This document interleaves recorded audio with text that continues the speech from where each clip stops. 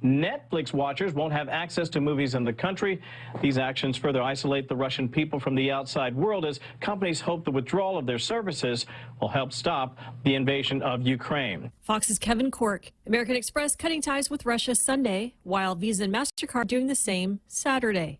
A report saying Russian authorities have arrested more than 13,000 anti-war protesters. Officials believe 95% of Russia's attack force has now moved inside Ukraine, amping up its attack on more cities. Vladimir Putin said that his operation here in Ukraine was going to plan and that he wouldn't stop it until Ukraine stopped fighting. And as such, today we just saw the civilian death count continue to rise. In the town of Irpin, about 15 miles northwest of Kyiv, the capital, children, men, women were trying to escape heavy shelling and armed clashes, and they were forced to take cover today when missiles struck nearby. Fox's Benjamin Hall in Kyiv, Ukraine. The United Nations saying over 1.5 million people have fled Ukraine. The mayor of the Ukrainian city Kherson claiming that Russian forces have killed hundreds of residents. Vice President Harris giving speech at memorial for the Bloody Sunday March for voting rights. Vice President Harris remembered the legacy of the marchers in 1965 by tying it to what many say is an assault on voting rights today. She memorialized the late Congressman John Lewis, saying tenacity like his is what will make voting rights for all in America unquestioned. Fox's Gernal Scott in New York. Tornado in central Iowa Saturday, killing 7 people, including 2 young children. America's listening to Fox News. Come try Guam's original Chamorro restaurant with Pica's best 5 years running. Mezcla Chamorro Fusion Bistro. Experience Chef Peter's candied salmon over scallion coconut rice, octopus tenactac, Chamorro platter, and their award-winning gourmet hamburgers. Or if you're looking for something healthy, try their keto-friendly menu. Come and enjoy Mezcla's half-a-day service at their Hagåtña and Grand Plaza Tumon location. Call their Hagåtña location at 479-2652 for reservations. When's the last time you looked at your homeowner's insurance? An easily overlooked part of covering our home is what's inside of it. Over time, we buy things we don't want to lose, but don't update our contents coverage. The smart thing to do is get the answers and level up our insurance to make sure we're totally protected. That's the Insurance Extra Point. Get out there and make something good happen today by calling Guahan Insurance Services at 475-1162 or visit us at the Camacho Landmark Center in Tamuning. The race to save 14 trapped workers in a collapsed coal mine in southwest China is over. The rescue operation officially ended Sunday after the bodies of the miners were retrieved. The workers were trapped after the roof of a shaft at the mine in the Guizhou province collapsed February 25th. Further investigation into the cause of the accident's underway. China's coal mines are among the world's deadliest, regularly suffering explosions and gas leaks despite repeated safety crackdowns. Ted Linder, Fox News. Lawmakers in California facing difficulty in their attempt to remove an outdated law with racist roots. The nation's only law allowing voters to veto public housing projects was added to the state constitution in 1950, apparently to keep black families out of white neighborhoods. Most everyone in the Capitol agrees it has to go for its racist roots and because it makes it much harder to build affordable housing. The median price for a single-family home in California is almost $800,000. The last repeal attempt hitting a snag, not because of opposition, but for lack of financial support. It can cost millions of dollars to change the California Constitution, and supporters have not found anyone willing to pay for this change. Ann Carrick, Fox News. After taking a break due to COVID, Alaska's Iditarod race is back on track. Fox's Karen McHugh has more. The Iditarod is back. The world-famous Alaskan sled dog race, which was canceled last year due to COVID, returned to the streets of Anchorage Saturday in the teeth of a snowstorm, no less, for the ceremonial start of the nearly 1,000-mile-long run. It begins today in Willow, about 75 miles to the north. From there, the mushers and their dogs set out for Nome, which they should reach in about 9 days. In keeping with the times, contestants had to show proof of vaccination against the coronavirus prior to entering the race, now in its 50th year. Some villages choosing not to be checkpoints due to the ongoing pandemic. I'm Laura Cantor, and this is Fox News.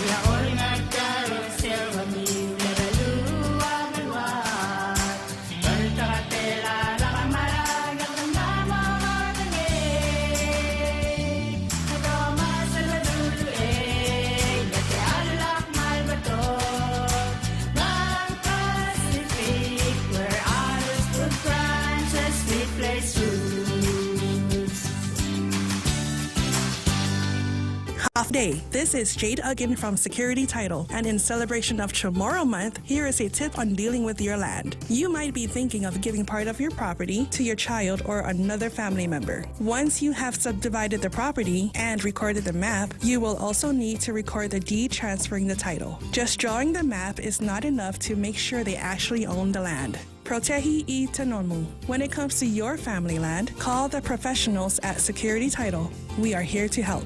Subway keeps the Eat Fresh Refresh subs rolling in with a fresh take on timeless classics. Try the honey mustard rotisserie style chicken. It's the new Subway rotisserie style chicken with a flavor upgrade, mizzled with honey mustard on hearty multigrain bread and topped with fresh hand-sliced veggies. Craving some heat? The Baja Turkey Avocado hits all the hot notes. Oven roasted turkey stacked high on hearty multigrain smeared with smashed avocado and drizzled with the piquant chipotle sauce. Tuck into new subs to savor at Subway. Eat fresh.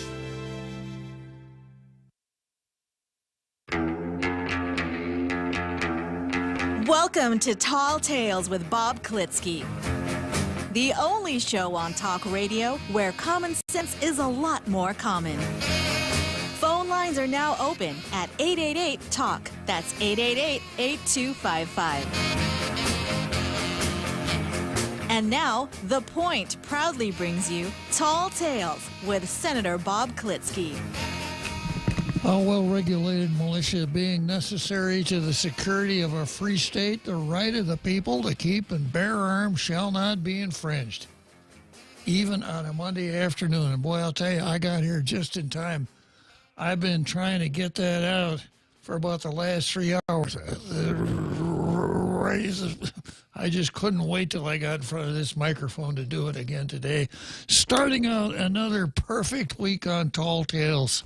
Jose and I are really happy right now. We've got 5 whole days of Tall Tales ahead of us before we have to start a cursed weekend. Okay, so let's start out here with Demi Cutney. And it looks like I forgot my daily news again today, Jose. You got the hard copy? Yeah. Be right with you here as soon as Jose gives me that copy.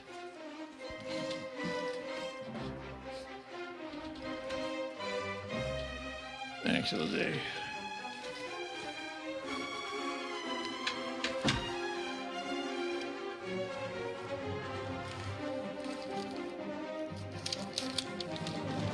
Yeah, so the title today is Security. Drones can keep our community safe so long as they don't work for the police department. Guam's jungles, waterfalls, and beaches provide limitless enjoyment for nature lovers, but we have many cases where people are lost and injured exploring the outdoors. Drones can help rescue personnel when time is essential. Drones can help rescue personnel? Couldn't we have just said people? Not at the port.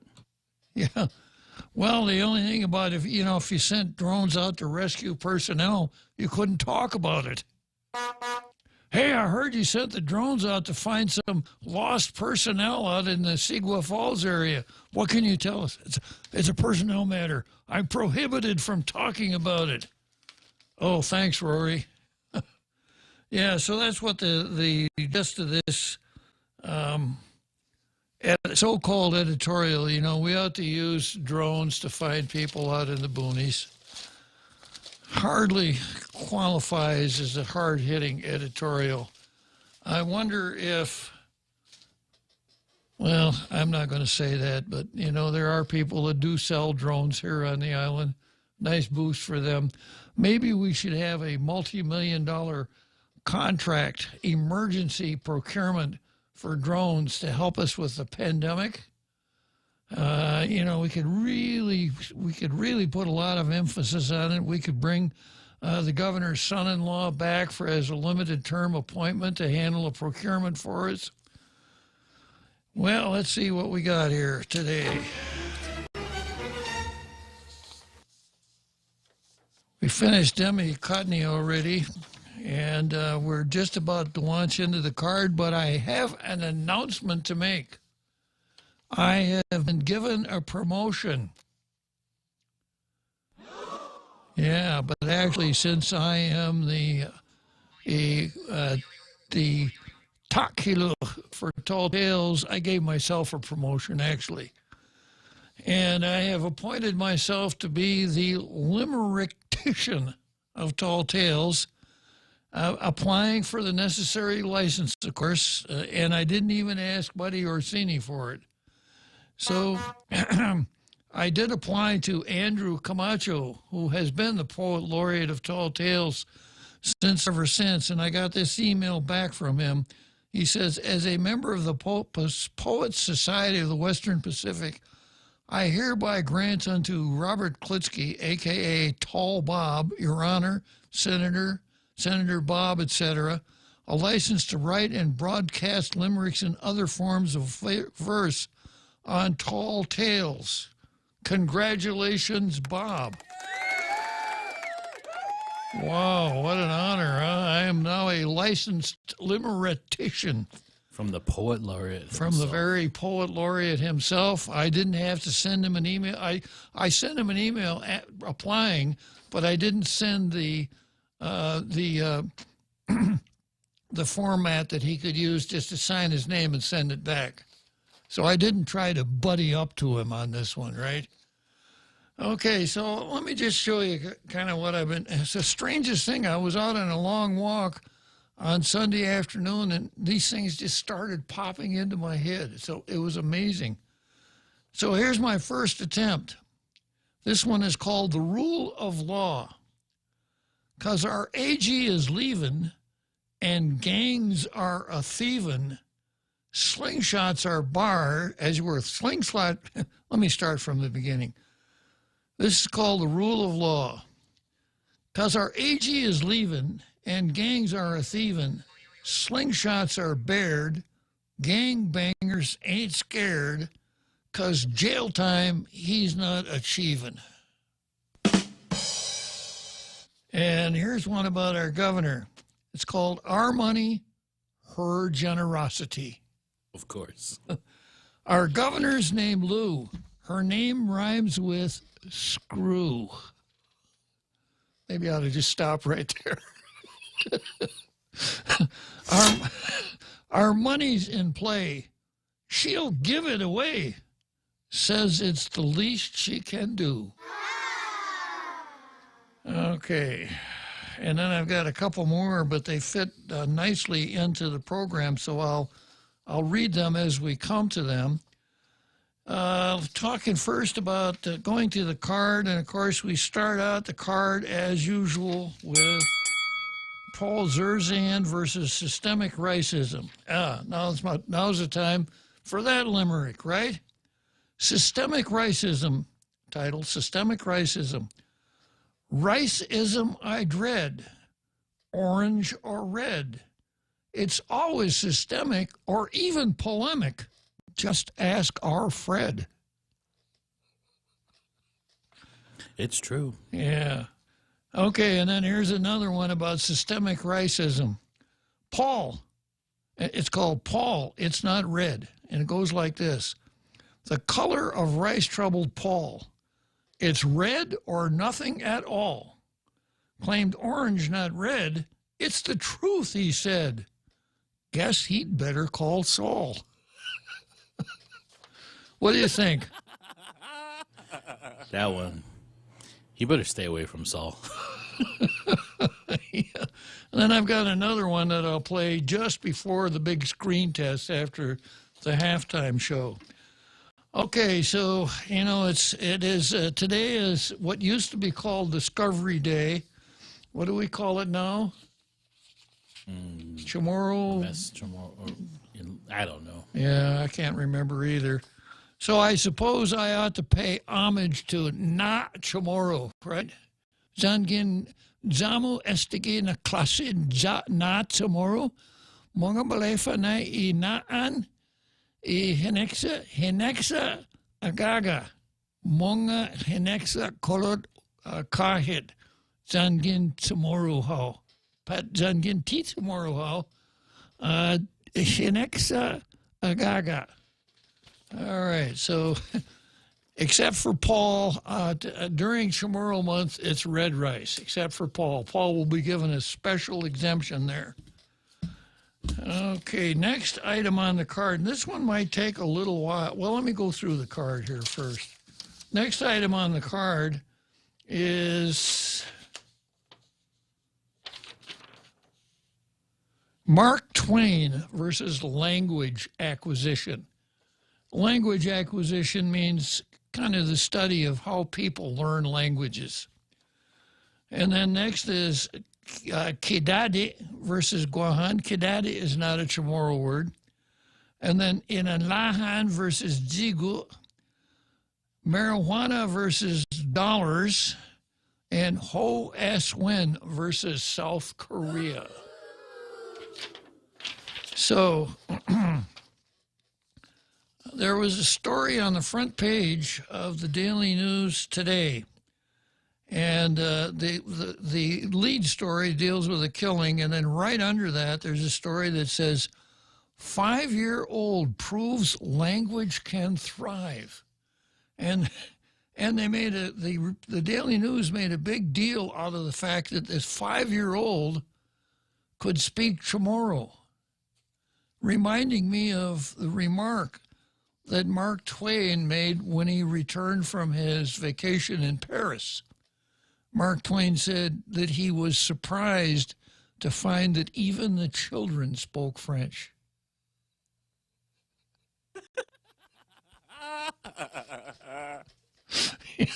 You'd have thought they'd have started him out on something easier like English and then later on taught him French. Anyhow. The reporter is Julian Hernandez. Uh-huh. Has she never went up north? CMI, Rhoda. Has she gone down south in Ilahan? Well, and this is why I call this Mark Twain versus language acquisition. Mark Twain, in his own humorous way, kind of is poking fun at stuff like this. Now, if you're really interested in language acquisition, I was extremely interested in it at one time. And I've made the point on this show, I never learned to speak English. I never had to. I got it free because it's my mother tongue. I learned it as an older infant just because I lived in a household where English was spoken. That's how people acquire language acquisition, not language learning. So if this young man lives in a house where people speak Chamorro, guess what? He's going to speak Chamorro. If he lives in a household where people speak English, there you go. And I've administered this test before, and I'm going to do it again. What do you call a person who speaks 3 languages, Jose? I'm going to go out on a limb and say trilingual. You got it. How about a person who speaks 2 languages, Jose? Bilingual? Yeah. How about a person who can only speak 1 language? That would be me. That would be an American. Okay. Americans only speak 1 language. So if you live in a house that is bilingual, which, was very common here, not so much anymore, but where you have 4 generations living in the same household. You got Nan and Bia, Nan and Bihu, who speak Chamorro most of the time, and then maybe mom and dad who speak English most of the time. Well, a child living in that kind of an environment has got a pretty good chance of being perfectly bilingual. And the interesting thing is that he won't even realize that he's perfectly bilingual until he gets to be probably 9, 10, 11 years old. He doesn't recognize the differences in language. He just knows that when he's talking to grandma and grandpa, he talks one way. When he's talking to the kids next door, he talks another way. And in the right circumstances, he's going to have native speaker competence in both languages. If you go to Europe, you'll see that in spades. You jump on a tourist bus in say Germany, and the guy's doing his spiel in Chamorro, he's doing his spiel in English, German, French, Spanish, Russian, whatever, and he flawlessly switches from one to the other without skipping a beat along the way. Or you go on some of the cruise lines, you go to the entertainment in the big showroom, and the MC starts out in Spanish, switches to Portuguese, then it's French, and then it's English, and all the way around, without any effort whatsoever. And that is entirely possible depending on the environment in which you were raised. Now, one of the interesting things about language acquisition is that you're best at it before you hit 11 years old. The older you get, the harder it becomes. And one of the reasons for that is that language acquisition is the acquisition of a set of habits. It's not an intellectual pursuit. So, when people want you to say, people want you to learn Chamorro by teaching you a bunch of rules, you'll be able to learn the rules. But it's probably not going to be able to learn how to speak the language, because if you have native speaker competence, the last thing you think of is, well, I've got a singular subject, therefore I must have a singular verb. A rule, by the way, which has been trashed recently, where they is now a singular rather than a plural. So I thought this article was, kind of interesting. And of course, this month now it's time to really pander to the whole Chamorro establishment. And I suspect that's exactly what the editor thought that they were doing when they put that on the front. Oh, isn't this wonderful? A 5-year-old can speak Chamorro. Yeah, Mark Twain returned from his Paris vacation, said he was surprised to find that even the children spoke French. Amazing. Okay, and along the same lines, I have the column from Laura Sauter from Saturday titled Italid Magnaita. And what that means is, the way I translated, the rope to the old people. Rope kind of meaning connection in this regard. And this is really, really interesting. And she starts out by saying, she has a quote from Queen's University School of Teaching and Learning, Canada, 2022. And this is the quote: if decolonization is the removal or undoing of colonial elements, then indigenization could be seen as the addition or redoing of indigenous elements.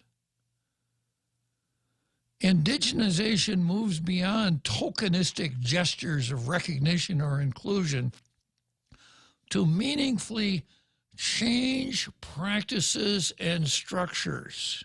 Indigenization. Power, dominance, and control are rebalanced and returned to indigenous peoples, and indigenous ways of knowing and doing are perceived, presented, and practiced as equal to Western ways of knowing and doing. Indigenization, a term that I hadn't encountered before. Now, she has a couple pages here, describing what happened when Magellan came to the shores of Guam, using the voice of someone who was there at the time and is now a grandmother, explaining to the grandchildren what happened. And then she wraps it up like this. The given names of the Magahaga of Guam's clans were not documented, unlike the names of their counterparts, the Makatlahi, who are cited in various accounts written by explorers, Spanish, colonial, and American administrators, missionaries, and other chroniclers.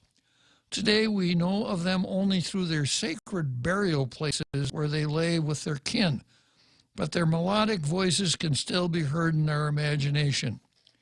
To our ancestors, the first people of Laguas and Gani, kinship was paramount, Next to caste, membership in the clan was the most significant determinant of status.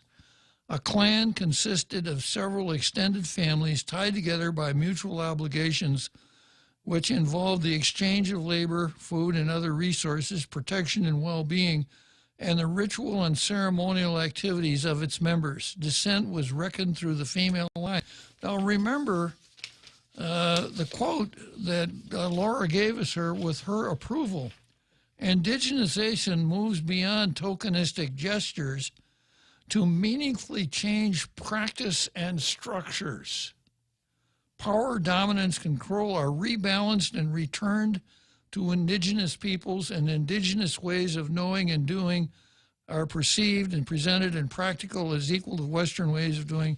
So is that what the separatists are talking about? They haven't told us, but is the ultimate goal indigenization of the island? That's why I thought this. I wonder sometimes if these people realize what they're actually saying. So, you know, if that's the goal, then I would no longer be Robert Klitzkie here. I'd have to have all my documents changed, and I'd have to become Robert Harlow because that was my mother's name. Yeah.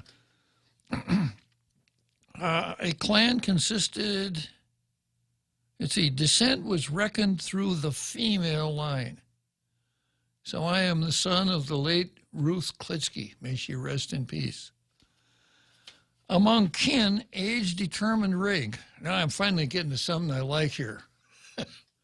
The oldest woman, the Magahaga, and the oldest brother, the Magalahi, were the highest ranking individuals. So legislature, we don't need no stinking legislature.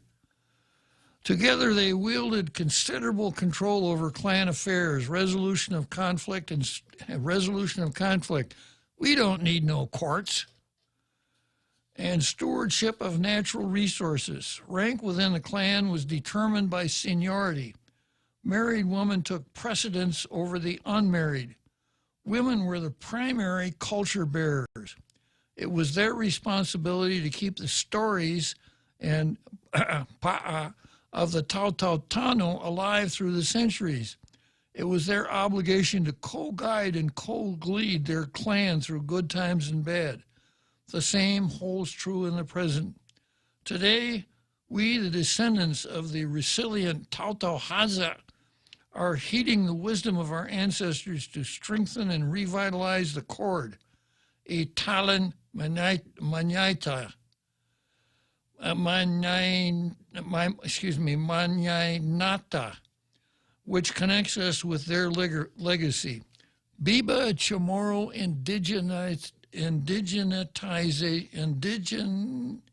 indigenization. Is this going to be a pick and choose situation? Well, I wonder, but, you know, going back to the beginning, indigenization moves beyond tokenistic gestures to meaningfully change practices and structures. So, very interesting. Now, I'm going to take this opportunity to go back to something I started the other day from another one of Laura Sauter's columns, and she says, and the title is, What Does Chamorro Nation Building Mean in a Colonial Setting? And the paragraph that I pulled out of there reads like this. Additionally, nation building refers to the process whereby a people consciously and deliberately engage in shaping the institutions and priorities that fulfill their aspirations. In this context, nationhood or exercising cultural sovereignty has less to do with geopolitical control than it has to do with control of the psyche and identity consciousness of a people. Well, if that's the case, then it seems to me that everything that, if Laura Sauter speaks for the separatists, and I suspect she doesn't because we know who speaks for the separatists, we'll do her screen test right after the halftime show. If that's the case, then what happens with respect to Chamorroism is strictly up to the people and not the government, because everything they want to do, you don't need the government involvement to do that. In fact, probably government involvement is counterproductive in that regard. So in that respect, what we're talking about here is civil society. We have actually three forms of society. We have government, private industry, and then the civil society. And this is the definition for civil society: the wide array of non-governmental and non-for-profit organizations that have a presence in public life, expressing the interests and values of their members or others based on ethical, cultural, political, scientific, religious, or philanthropic considerations. So that being the case, and I think this is a point of friction. Is it necessary for the separatists to take control of the government here to do those things that the civil society is well equipped to accomplish, given people who are dedicated to that accomplishment? Well, good question. Because in turn, who says that the dominating factor would be the separatist clan faction, even if we have no government? Yeah. Right? These theories sound really nice on paper. Yeah. But in practice, they're forgetting the aggressive nature of how some of these people come into power. It's not just all respect. It's also power, respect through power, through aggression. True enough. Well, what I'm thinking about is the language, right? And I'm really interested in language acquisition, what you might refer to as language perpetuation. And learning a language, you don't need the government's help to learn a language, as per my example of the multi-generational household where kids have a really good chance of achieving native speaker competence in English and Chamorro. But that wasn't good enough for the people here. We had to use the state, the coercive power of the state, to teach Chamorro in schools. And my analysis is nobody ever learned anything in those Chamorro classes. But it's a good way for the members of the Chamorro establishment, like Laura Sauter and Hope Cristobal, to do a lot of virtue signaling. If you really have this desire for indigenization and the perpetuation of the language and culture in the civil society, you don't need a governmental body called the Chamorro Language Commission, chaired by the likes of Hope Cristobal. So if that's the direction that the separatists want to take, I think there are going to be an awful lot of people who feel like they're kind of left behind unnecessarily. Okay, I have one more thing I wanted to cover in this particular part of this rant, so to speak, and that is Plessy versus Ferguson versus Brown versus Board of Ed. But I've got somebody on the line, and it's time for a break, so I'm going to. I wonder what another Joe wants to talk about today. Let's see who I got here. R. Carl. Now, did he tell you whether he's in his Kaiser Soze or verbal Kent mood today? How did the Junkin poll go this morning? He sounded like he was back in a place that's familiar, but the background sound sounded like he was masking his location. Well, he is the most dangerous man in the room. Short break, and then our Carl. The Extra Point with Jerry Roberts of Guam Training. Hi, I'm Jerry Roberts, and every day on The Ray Gibson Show, I get to comment on the incredibly diverse, fun, challenging, sometimes frustrating, often exciting, but always interesting world of work. I hope you'll be there with us. You can Find daily transcripts of The Extra Point at guamtraining.com. Tune in every weekday morning at 7:20 for The Extra Point with Jerry Roberts. Brought to you by Guahan Insurance Services and First Hawaiian Bank on 93.3 The Point. Listen to The Point anytime, anywhere on Odyssey. Odyssey is your new audio home for all the music, news, sports, and podcasts that matter to you. Find your favorite stations like The Point and discover more. Music stations, local and trusted news sources, sports talk and team coverage, plus today's biggest podcasts. Find it all on the Odyssey app. AUDACY. Attention tailgaters. It's time for you to get a new tail to gate on. It's a fact. They got a 2021 model clearance going on all kinds of your favorite Nissan models, the Rogue Sport, Kicks, Murano, Titan, and they've all got great FM radios so that you can pick up tall tales in the afternoon. 0% APR or your first 3 payments are on Nissan. Zero down magic tailgaters. Learn more by visiting NissanGuam.com.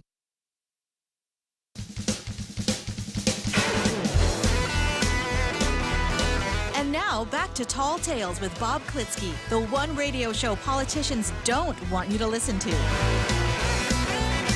Call now, 888-TALK. That's 888-8255.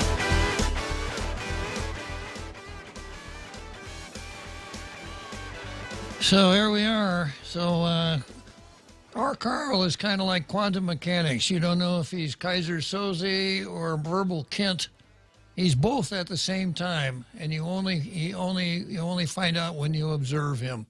So we'll begin the observation right now. Good afternoon, Verbal. Good afternoon, Bob. Are you still limping around in your bad leg, Verbal Kint? Yeah, it's getting a little confusing. I don't know if I'm acting or if it's real anymore. Okay. So what did you want to tell me about language acquisition and, let's see, what did you say? Language acquisition and indigenization. Yeah, I think all these things are just tools for the core leadership. I'm not talking about the general people that are following this. They're just, have been sold on this idea, and I think there's a lot of sincere people that are involved. But as far as the core leadership, it all comes down to what Saul Alinsky said is the most important thing, which is political power. And all these things are just tools of leverage to acquire and maintain that political power. This issue of indigenization,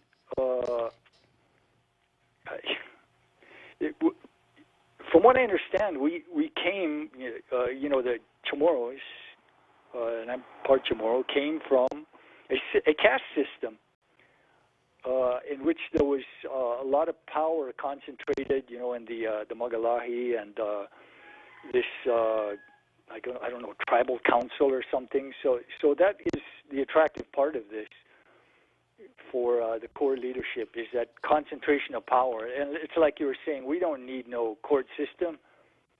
We don't need no legislature. That's just a waste of time.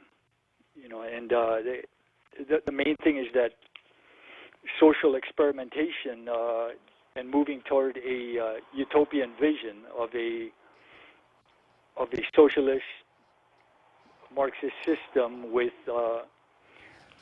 Chamorro characteristics. It's like the Chinese say that their particular brand of Marxism is with Marxism a special tip of the hat to Jean-Jacques Rousseau.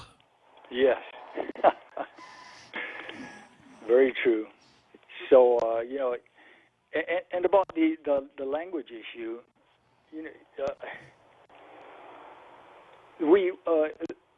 Chamorro is a very useful tool, and unfortunately, my mom decided not to teach me, as you were describing, as I was growing up, because I would very easily have had 2 languages. And in some settings, Chamorro is very, very, very useful. If you're talking with older people, or if you're in a group in which everyone else is speaking Chamorro, You know, it's very useful.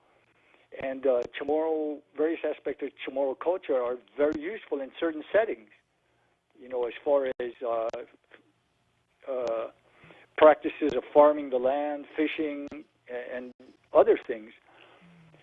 But English is just as useful. And the thing about English, and there are hundreds of millions of people who, of their own free will, decided to learn English, not because someone held a gun to their head and were oppressing them. They realized that English, there's hundreds of millions of people around the world that speak English, and by learning it, it opens up a vast market for selling their services or products, or making friends, or whatever you want to do. You know, so this hostility toward American culture and English is really misplaced. Each one, Chamorro and English culture and language, have their place, and they're very useful in those places. I know there's a movement to try and teach, to go so far back that there's this desire to teach science in Chamorro. I don't know if, where's that going to lead? Is it going to lead in just totally doing away with English? It's just puzzling. Where's this all going? And if that's the case, it's going to take away some very valuable tools for people. You know, why not have both? Why not have American culture and Chamorro culture? They're both useful in certain settings. So, the hostility toward Western culture and American culture is misplaced, because they're extremely useful in some settings. Anyway, that's just my thoughts, Bob. I wish my mom had taught me Chamorro when I was growing up. Well, Carl, as per my analysis, it isn't that your mother didn't teach you. It's that your mother didn't allow you to learn. Yeah, exactly. So your mother must have made it a point to use only English in your presence when you were a toddler, so that you were never exposed to Chamorro. If you had been exposed to Chamorro, you wouldn't need anybody to teach you. You would get it for nothing, just like you got English. Yeah, and it would have been acquired very easily. I have a friend of mine who is Chamorro, and he got tired of not learning, not knowing Chamorro when he was among groups of Chamorros, and I think it was in his late teens when he just decided, I'm going to learn Chamorro, and he started asking his friends to start speaking Chamorro to him. And so they did. And, of course, he got a lot of teasing because his pronunciation was sometimes a little off. But he speaks fluent Chamorro now. I think he's in his probably late 30s, early 40s now. But so I can't blame my mom. She made her choice, but I could decide to go the other direction at any time. But it's like you say, language is it's pretty tough the older you get. In middle school, I made the terrible mistake of choosing French as my elective for language. I should have chosen Spanish or something. Why I did that, I have no idea. And I know like maybe one or two phrases from that time, but I just wish my mom had chosen differently, and I wish I had chosen differently, because I would have one more valuable tool in my tool belt, and unfortunately I don't, and I'm kind of crippled in that way. So you're back to being verbal Kent again. Exactly. All I have is my acting skills to rely on. Okay, Kaiser Soze, good talking to you again. Same here. Well, the most dangerous man in the room. And next we've got none other than another Joe, who wants to talk about wokeism of the separatist. That should be interesting. Good afternoon, another Joe. Hey, wait a minute. Let's take a break before we... Hang on another, Joe. We're going to take a short break here. Okay. Always here to help you. This island is our home. Through the years, we've been a friend to the neighbors we have known. Now we're banking on the future. Services to choose. Bank Pacific, where others put branches, we place roots. Come try Guam's original Chamorro restaurant with Pica's Best 5 years running. Mezcla Chamorro Fusion Bistro. Experience Chef Peter's candied salmon over scallion coconut rice, octopus tenactac, Chamorro platter, and their award-winning gourmet hamburgers. Or if you're looking for something healthy, try their keto-friendly menu. Come and enjoy Mezcla's half-a-day service at their Hagåtña and Grand Plaza Tumon location. Call their Hagåtña location at 479-2652 for reservations.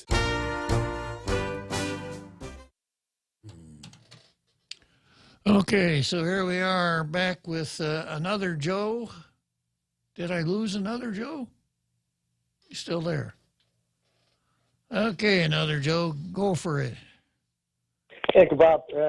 These guys are sometimes a really hard act to follow. So I totally agree with what you and our Carl was saying. Virtual signaling.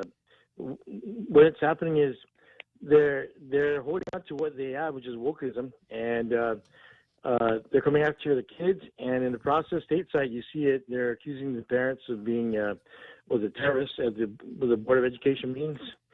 So or parent-teacher conferences, whatever it is.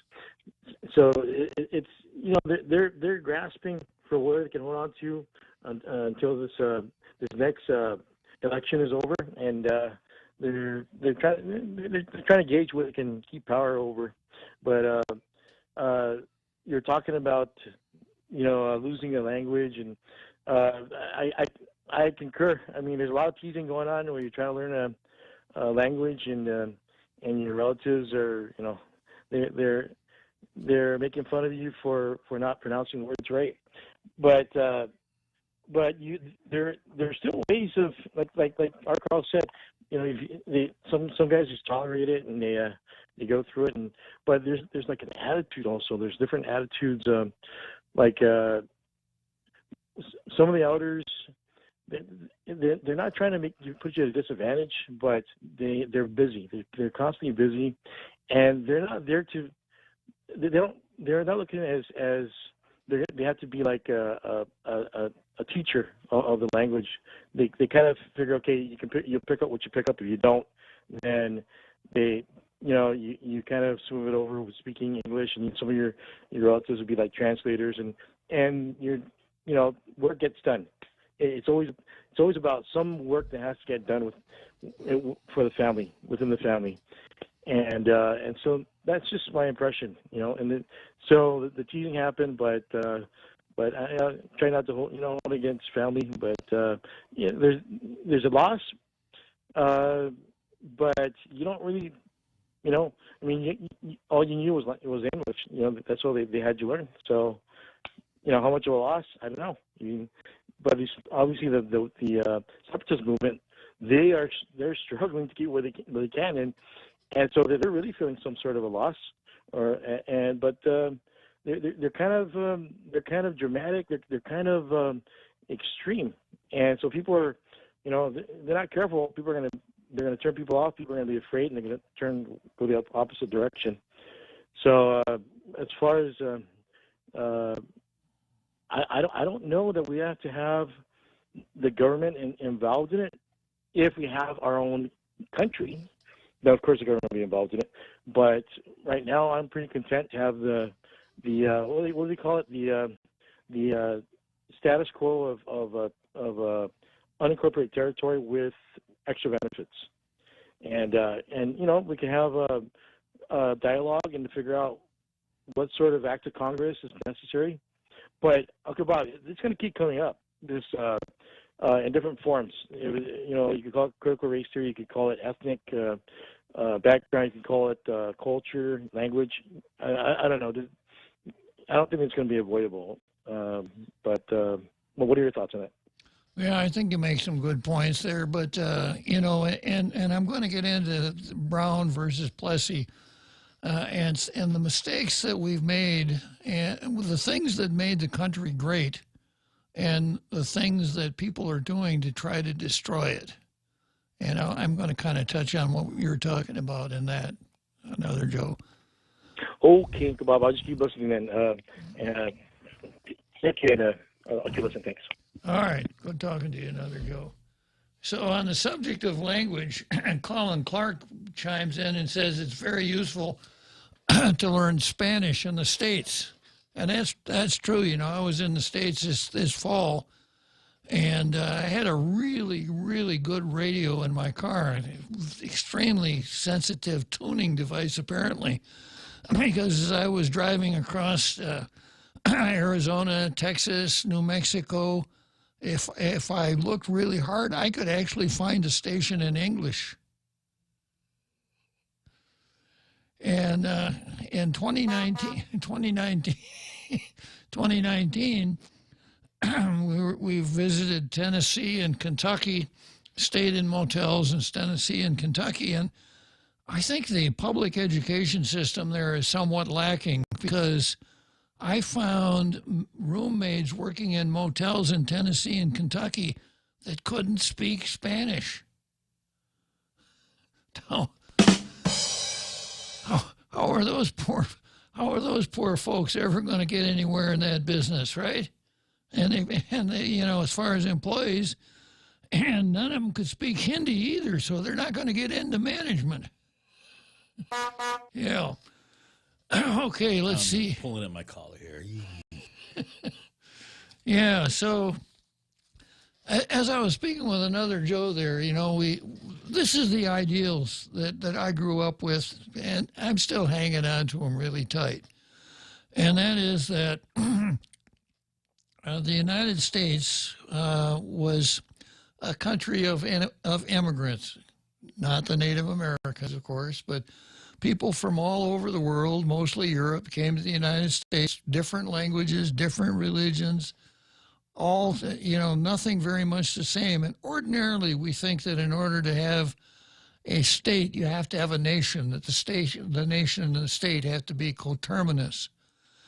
But so like for Germany, for instance, in Germany, it's ein Volk, ein Reich, which a guy came along in the late 30s and added ein Führer to that. But it's one people, one country, right? Same quote, ethnic makeup, language, even religion, etc. That's what bound countries together. But the United States didn't have a common language, certainly not a common religion, etc. So you talk about diversity. The United States is as diverse as any country that ever came along, and it always has been. But there was one thing that held the country together in place of the usual stuff, and that is a dedication to a particular kind of set of ideals, individual freedom, and patriotism. Now, I see the CRT. I hear Robert Underwood out there holler, "Yeah, but not for African Americans." Well, that's true. But if you look at the Constitution as it was drafted, I would make the argument that it's precatory, that it laid out what we wanted, what the founders wanted the country to be, what they wished it would be. So they had to make a compromise with slavery in order to put the country together, but slave trade ended in 1808. And apportionment in the southern states, the Southerners didn't get to count every slave as their electoral count, and so on. So the idea was that it wasn't perfect at the time. Even the preamble tells you it wanted to establish a more perfect union. Not really gig 'em on grammatical usage. I mean, English usage, there are no degrees of perfection. You can't be a little bit perfect or, you know, kind of perfect. Either you are or you're not. So like mostly peaceful. Yeah, right. So But that's what the preamble said, in order to form a more perfect union. And what I grew up with, the ideas that I grew up with, that was the direction the country was headed. I was in high school in 1954 when Brown came down. And, you know, we talked about that in our current events class about segregation and all those things. And I think the consensus was, well, you know, at least we're moving through that gate. The motto of the country is e pluribus unum, from many one. And the idea that, and I mentioned this on the show before, when I was a youngster, the idea was that you didn't engage in stereotypes. You didn't say, well, he is a whatever, and therefore he is this, that, or the other thing. You didn't judge people by stereotypes, and then you didn't develop a prejudice, which means prejudgment, based on the stereotypes, and then because of that prejudice, you didn't discriminate against people. The idea of a colorblind society had a lot of appeal. Of course, it's in a place where there weren't very many colors other than white, but that, you know, you really don't get to pick what you're going to be before you're born. You know, like, you know, the Chamorro Pride, the reason that someone is Chamorro is not because of his skill or attention or dedication or whatever. It's just the luck of the draw, whatever. So, you know, I came away with that set of ideals that we'd all be better off if our society were colorblind, that we wouldn't care whether someone was an African American or whatever. And for that reason, I'm a severe critic of the 1954 decision called Brown versus Board of Education, which most people say, what's Bob talking about here? But I'm going to try to get into this one more time. I started it the other day. And I'll read the portion of Mr. Justice Warren's decision that I think really puts the matter to test. And I got to tell you, one of these days when I want to spend some time, I'm going to debunk the whole Brown versus Board of Education thing, because the decision came down because of a conspiracy between a gentleman named Philip Ellman and Mr. Justice Felix Frankfurter. Ellman had been Frankfurter's clerk at the Supreme Court, gone on to the Justice Department, wound up in charge of the part of the Justice Department that dealt with the Supreme Court, and he and Frankfurter engaged in voluminous ex parte conversations where Ellman helped Frankfurter shape the argument that ultimately cleared the day. When Brown was first argued in 1953, Fred Vinson was the Chief Justice of the Supreme Court. And if you read the accounts of how it was going then, Plessy would not have been overruled. But Frankfurter was successful in getting the Supreme Court to agree to rehear the case the following year in 1954. And in the meantime, Vinson had died and Warren had been appointed Chief Justice. And therein lies a really interesting story that I'll save until I don't have a lot of stuff on the card and have some time to devote to it. All right, let's come back to Plessy versus Brown right after the big halftime show.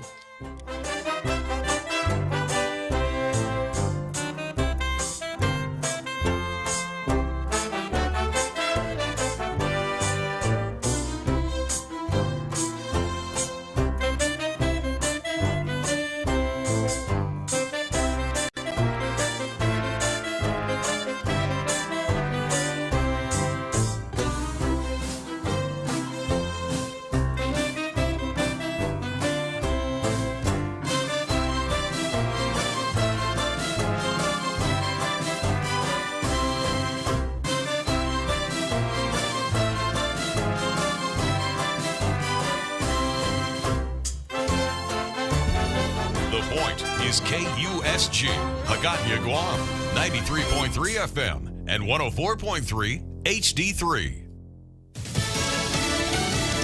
Ukrainians heading west. I'm Laura Cantor, Fox News. With Russian attacks growing, many Ukrainians fleeing westward to the city of Lviv. More than 200 orphans arrived here in all to Lviv by train seeking refuge. They arrived here from Zaporizhzhia in southeast Ukraine, home to Europe's largest nuclear power plant, attacked by Russian troops a few nights ago. The mayor of this city says 65,000 people arrived here on Friday alone. This city has opened up its arms to more than 100,000 fleeing the violence since the war began over 10 days ago. Fox's Lucas Tomlinson in Lviv, Ukraine. The United Nations Human Rights Office confirming civilian deaths close to 400, although the actual number is most likely much higher. BNO News tweeting that Russia has announced a ceasefire in several cities, including Kyiv and Kharkov, from 10 a.m. Moscow time to allow for evacuations. However, a Ukrainian official saying Russian shelling interrupting civilian evacuations in Mariupol, despite ceasefires earlier Sunday. They have fallen apart twice now.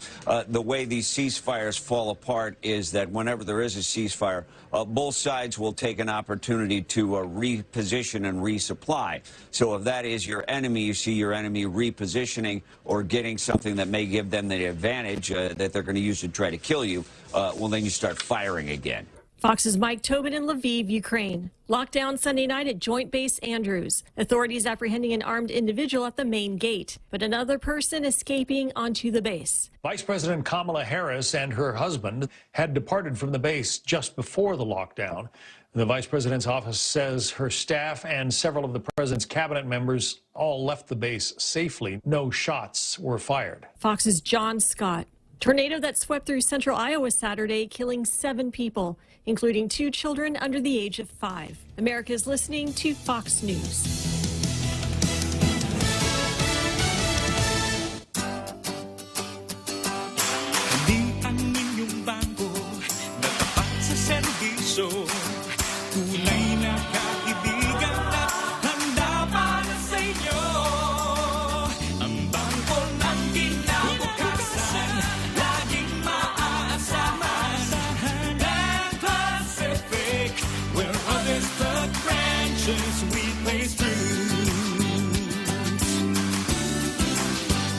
$15 might not get you that far, but Chili's is bucking the trend with $15 meal deals. At Chili's, $15 gives you not 1, not 2, but 3-course meal deals complete with a drink, a starter, and an entree.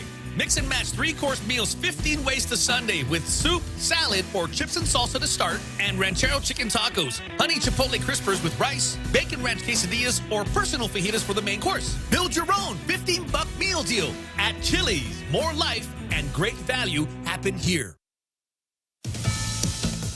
Ukrainians worried about what will happen to their nation's museums. At Ukraine's Andrei Sheptytsky National Museum, employees are frantically trying to protect collections of priceless art, rare manuscripts, and books. Baroque pieces have been carefully wrapped and placed in cardboard boxes, while thousands of written works are being packed and relocated. The doors of the art museum in the western city of Lviv have been closed since the Russian invasion began February 24th. Other heritage sites like the Museum of the History of Religion and the Latin Cathedral are securing sculptures and emptying display cabinets. Ukrainians say this is their story, their life, and it's important to them. Kathleen Maloney, Fox News. Elon Musk's SpaceX preparing to send more internet satellites. SpaceX will launch another round of satellites into orbit this coming week as part of the company's net of tiny satellites delivering affordable orbit-based internet service around the planet. It's called Starlink. The company launched another batch just last week. SpaceX, owned by Elon Musk, just rushed equipment to Ukraine to allow that country and its citizens access to the world in the case Russian attackers damage or destroy the existing telecommunication infrastructure. Eben Brown, Fox News. A large spider originating in Asia might settle down on the east coast of the U.S. Fox's Jill Nato reports. The Joro spider, about 3 inches long with some yellow, blue, and red markings. They spin huge webs seen blanketing some neighborhoods in northeast Georgia. They're an invasive species, and now researchers at the University of Georgia have published a study in the journal Physiological Entomology that says these creeps are able to withstand colder climates, so they're expected to spread in the U.S. The Joro spider generally harmless to humans. I'm Laura Cantor, and this is Fox News. When's the last time you looked at your homeowner's insurance? An easily overlooked part of covering our home is what's inside of it. Over time, we buy things we don't want to lose, but don't update our contents coverage. The smart thing to do is get the answers and level up our insurance to make sure we're totally protected. That's the Insurance Extra Point. Get out there and make something good happen today by calling Guahan Insurance Services at 475-1162 or visit us at the Camacho Landmark Center in Tamuning. Half a day. This is Jade Uggan from Security Title, and in celebration of Tomorrow Month, here is a tip on dealing with your land. You might be thinking of giving part of your property to your child or another family member. Once you have subdivided the property and recorded the map, you will also need to record the deed transferring the title. Just drawing the map is not enough to make sure they actually own the land. Protehi I Tanonmu. When it comes to your family land, call the professionals at Security Title. We are here to help. Come try Guam's original Chamorro restaurant with Pica's Best 5 years running. Mezcla Chamorro Fusion Bistro. Experience Chef Peter's candied salmon over scallion coconut rice, octopus to naktak, Chamorro platter, and their award-winning gourmet hamburgers. Or if you're looking for something healthy, try their keto-friendly menu. Come and enjoy Mezcla's half-a-day service at their Hagåtña and Grand Plaza Tuman location. Call their Hagåtña location at 479-2652 for reservations.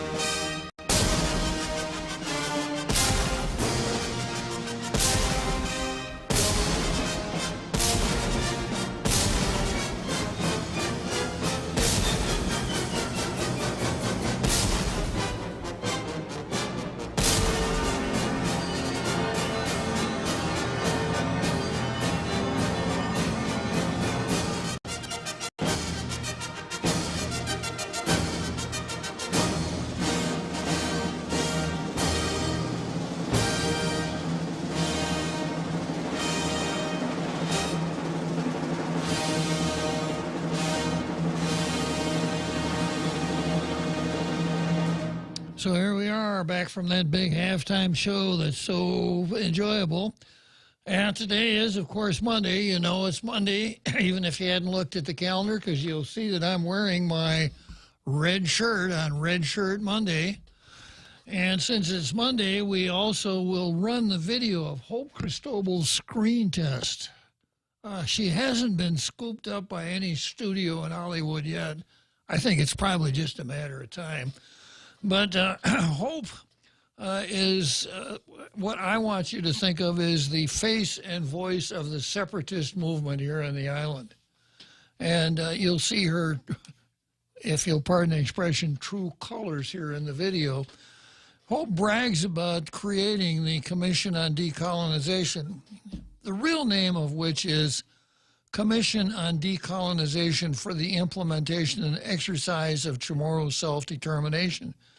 And Hope started right out by gaslighting in her bill when she mischaracterizes the Treaty of Paris of 1898 and its relationship to the native inhabitants of the islands that Spain surrendered to the United States.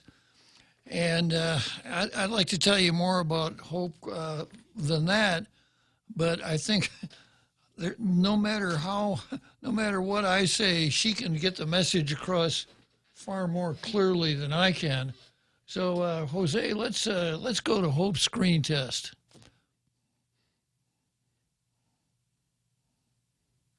You're nothing but a white colonizer. That's who you are. Colonization. Same thing as slow murder. You're a murderer. That's who you are. We need to just do different. We need to do better. Get off my island. Sir, you need to go. You can't be policing people here and telling people how to protest or what to protest for. You need to go. You need to go. I'm against this. Yeah, that's cool, but you cannot be policing people and telling them how to protest and what to advocate for. She has a right to go. I'm an indigenous Chamorro. I have more rights here than you are. You came here because of the structures of colonialism, asshole. Tayo mamalaw how sige duldo ni tano. Di tau tano how. Waho bini tau tano. Waho bini madahoga. Waho na son na tayo bini. Hago tata na son mo bini.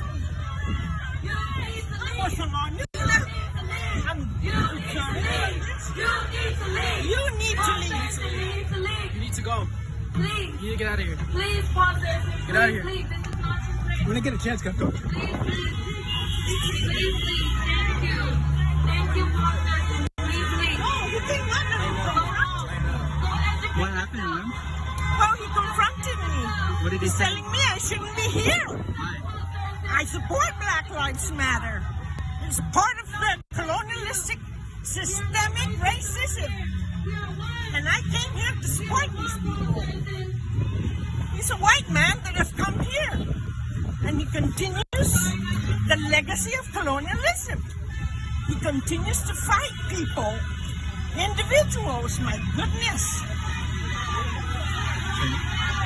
I'm a former senator.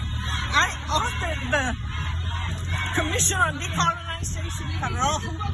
Ay, mamalo. We are proud of you, Auntie. So just kasi. He's safe. So there you are. Hope Cristobal, the voice and face of the separatist movement. She made no bones about being an indigenous Chamorro. So I wonder if that is the example of the indigenization of the island that Laura Souder is talking about. Laura writes once a week. I've never heard her repudiate any of this, nor Robert Underwood, who has been teaching critical race theory since 1972. So, this seems like kind of a strange thing, but as our Carl will warn from time to time, it's not something we can just ignore, because you saw the attitude of young people there, and we've seen how this works in the mainland with the critical race theory approach, that you just shout down people who you disagree with. You need to leave. You need to leave. And the guy's just standing there doing nothing but being white, walking while white, a severe crime as far as Hope is concerned. And Hope, of course, is the chairman of the Chamorro Language Commission. And a former senator. See, there's the straddle right there of indigenization or government. Yeah. Which is it? Yeah. And, of course, if she were a senator, she participated in the colonizers' government right here on Guam. So I guess her middle initial is Q for Quisling. Okay, so much for that. We'll play it again next Monday in case any of our international radio listening audience knows someone who hasn't seen Hope Cristobal's screen test. Tell them we'll play it every Monday right after the big halftime show if they want to really have an overpowering desire to see it. And let's see, I've got Ron McNinch, I believe, in the green room. Go for it, Ron. By the way, you don't need to leave. Hapaday Cinder, Hapaday Guam. I do not know Miss Cristobal. I know I've seen her a couple of times, and I've heard her speak a couple of times in public. And I have to say, the Chamorro people that I've dealt with on Guam, the vast majority of them have expressed wonderful views of exactly how they feel and exactly what their genuine kinds of views are. And without all kinds of histrionic language or without all kinds of other,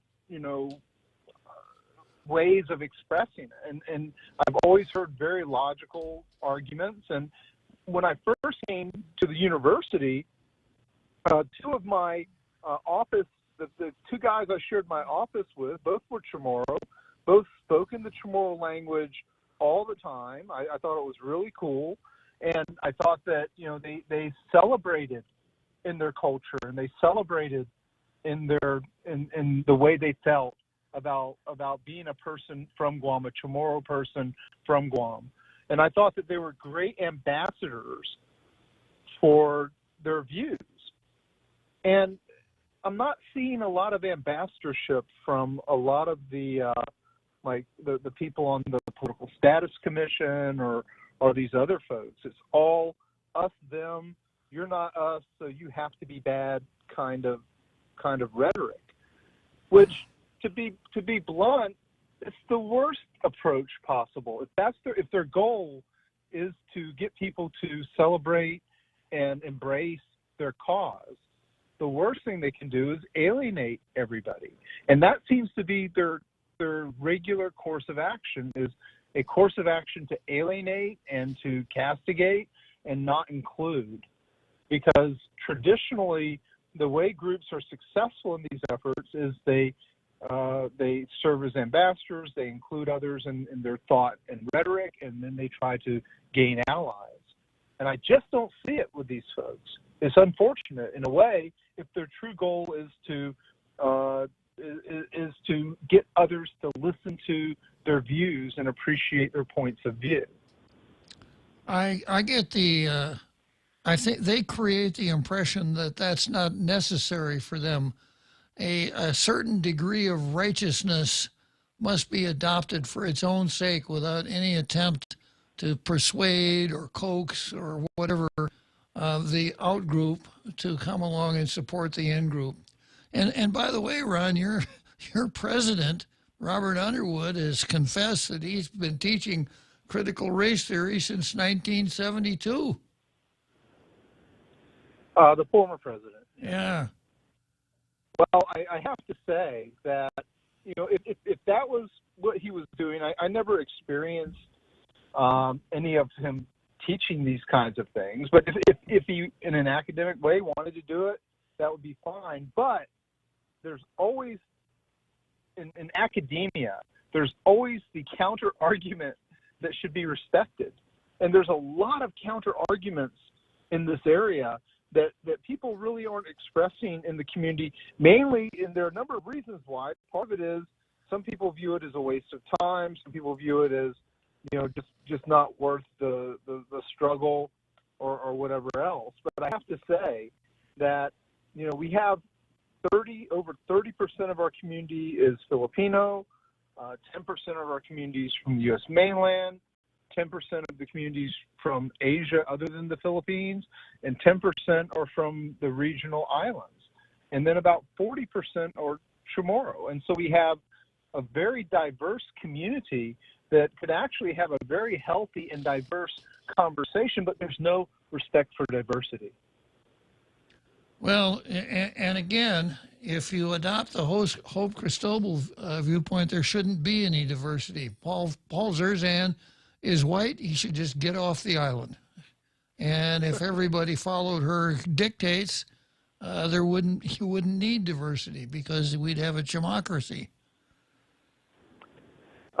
When I was in college, I had a bumper sticker on my car, and I grew up in the state of Georgia, and I was born in New Jersey, and I spoke actually English with a northern accent, not necessarily a southern accent, and my bumper sticker said, "Yankee, go home, but leave your daughter." And so really, a lot of the times where we end up living in our lives is really the kind of culture that we end up adopting and we end up being a major part of. And our community, the Guam community, is a very nice community. But, if you look at our community compared to a lot of other places in the U.S. mainland, we live in actually a very idyllic place for the most part. And for some reason, we have a very high tolerance here for people who have very kind of on-the-edge views that not even the majority, not even the single digits would agree with. That's the scary part. Because people on Guam, and Chamorro people in particular, don't agree with many of these views. It's never been measured or expressed because they're too polite to express it. By the way, there's something else I should mention, Senator. I've heard you on many occasions, and you speak Chamorro. lo usagi. Right. There had to have been a positive influence in your life, living here and being around people here, that pushed you to the point of respect for gaining an effort to understand the language. And so you were under the influence of a positive ambassador and a positive person or group of people who helped you to understand things in a number of ways that a normal person from some other place might not understand. And I think that you're a good example of that, and you're a practicing example. I mentioned this to Ray earlier today. The two guys that I listened to when I first came here, they didn't spend more than half their time criticizing each other in English over how they spelled or pronounced certain words. They spoke Chamorro actively and fluently, and they had a very lively exchange of ideas. And maybe we've missed that a bit, because I hear a lot of people, when they speak Chamorro, they'll interrupt each other in English and criticize each other, which is not healthy. There has to be a better set of examples we can share. The Chamorro language does not mean speak a few words in Chamorro and then speak a lot more in English criticizing the Chamorro pronunciation, which really kills the language. It kills the desire of adults to try to learn the language because they get discouraged. Well, when and I'm still learning.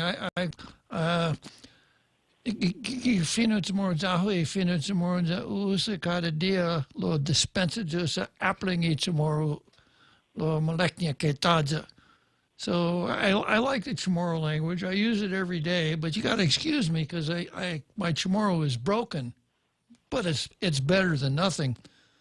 And it wasn't the influence of any particular person. I'm just an incredibly curious person. So that's what kind of drove me to try, and I'm still trying to perfect what skill I have with the Chamorro language. One of the more difficult parts of it was that if a person on Guam is speaking English and he is not very familiar with it and makes occasional mistakes, it doesn't mean anything, because here we're used to talking with a lot of people who are not native speakers, so we just let it go.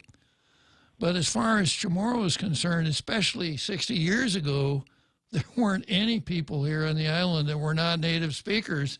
They were trying to babble in Chamorro, so it was a strange thing to hear this tall, howly guy speaking Chamorro and mispronouncing the words. So, you know, you got to have a little bit of a thick skin, because people think that's pretty funny. But it worked out pretty well, and once you get started, people will do everything they can to help you, because I think they think it's neat that someone would take the time to try to learn the language. So, and then also, Ron, I have a couple of occasions mentioned on the show my way or my suggestion as to how we might reinvigorate the language, but of course, my way doesn't involve government jobs and fancy titles and things like that, so I think there's little chance that the Chamorro establishment would pay any attention to it. Well, I have to say, Rhoda, Tinian, Saipan, the Chamorro language is actively spoken. Nobody interrupts anybody else. It's celebrated in an active sense. And I think we can probably learn something from our neighbors to the north a little bit too. But I'd like to hear your opinion one day about the best ways to get language up and running. Okay, one of these days when I got a little time, I'll do it. I got a couple folks in the green room right now, so I'm going to thank you for your call and switch over to someone named Pat who wants to talk about Chamorro self-determination. Perhaps not a regular listener, because regular listeners know that is just the code words for independence. But good talking to you, Ron. Have a great day, sir. Thank you. So half a day, Pat. Good afternoon, Your Honor, and Mr. Senator. Let me try to get this straight, and I do listen to your show when I'm on the road. Now, the key players of this chess beating self-determination group would be Robert Underwood, Hope Christopher, and Melvin Wompat, formerly known as Melvin Borahar. He's kind of sort of denied his father's name and now takes on his grandfather's name. His father wasn't famous. Well, his father was a fine man at EPA. Anyway, so those are the key players that none of them are tomorrows, are full tomorrow. Robert Underwood, his very name Underwood, is it's a holy name. And then there's Hope Christopher.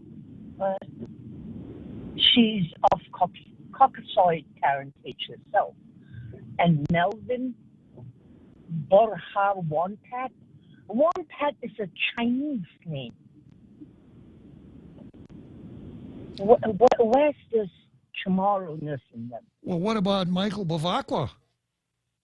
Oh, I don't know him. Who is he? That does not sound tomorrow. Sounds very Eastern European. Am I correct? Yeah, I think it's either French or Spanish. Could be Portuguese. Could be, yeah. Latin. Yeah. So, I don't understand how they can just deny the other portions of their ancestry. Well, I think, Pat, what we... Okay. Oh, well, I'll just hang up now and listen to you. That's a good point, Pat, but I think the answer to your question is that here on Guam we've adopted the Jim Crow one-drop blood rule. So if you have a great-great-grandfather that was Chamorro, you are Chamorro. Nice talking to you, Pat. Okay, let's see who else I got here. I got Drive-Through Jack on language, ESL versus bilingual. Jack, we're going to give you a chance to get to the front of the drive-through at McDonald's and come to you right after the 7th inning stretch in Chicago. The Extra Point with Jerry Roberts of Guam Training. Hi, I'm Jerry Roberts, and every day on The Ray Gibson Show, I get to comment on the incredibly diverse, fun, challenging, sometimes frustrating, often exciting, but always interesting world of work. I hope you'll be there with us. You can find daily transcripts of The Extra Point at guamtraining.com. Tune in every weekday morning at 7:20 for The Extra Point with Jerry Roberts. Brought to you by Guahan Insurance Services at First Hawaiian Bank on 93.3 The Point. Attention tailgaters. It's time for you to get a new tail to gate on. It's a fact. They got a 2021 model clearance going on all kinds of your favorite Nissan models, the Rogue Sport, Kicks, Murano, Titan, and they've all got great FM radios so that you can pick up tall tales in the afternoon. 0% APR or your first 3 payments are on Nissan. Zero down magic tailgaters. Learn more by visiting NissanGuam.com. Listen to The Point anytime, anywhere on Odyssey. Odyssey is your new audio home for all the music, news, sports, and podcasts that matter to you. Find your favorite stations like The Point and discover more. Music stations, local and trusted news sources, sports talk and team coverage, plus today's biggest podcasts. Find it all on the Odyssey app. AUDACY.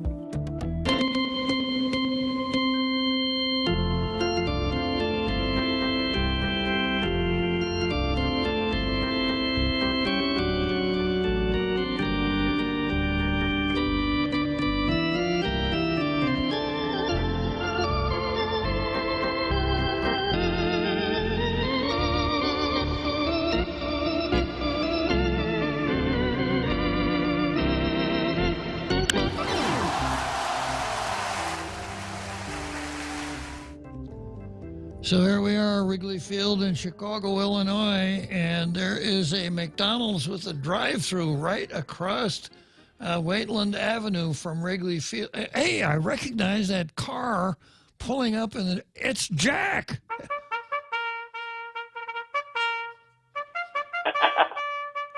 Hey, drive-through Jack, did you go to the game, drive-through Jack, or just come in for the 7th inning stretch? No, I've already stopped by the drive-thru because food's a lot cheaper at the drive-thru than at eating at home now. Well, I just wanted to call, wish you a happy Lent. Our good friend. It's kind of a Father Lito. contradiction in terms, isn't it, Jack? A happy Lent? Our good friend Father Lito left on the 14th of February, and so, bon voyage to him, and Godspeed where he goes. Hope he visits the island more often.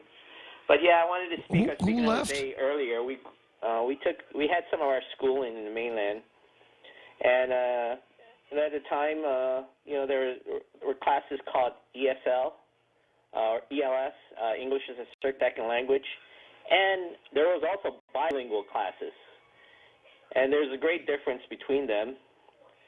I found that, going to school with Chicanos and first-generation immigrants, that those that attended English as a second language somehow studied and learned better than those that attended the bilingual classes. And I guess the reason being is because what you would call the private language, the language that you speak at home among family and stuff like that, would be your native language. And then you had your public language, the language that you had to speak when you had to get things done, when you needed to progress, when you needed to do work. And that would be English. And we also see it in territorial development. Look at Puerto Rico. They're still,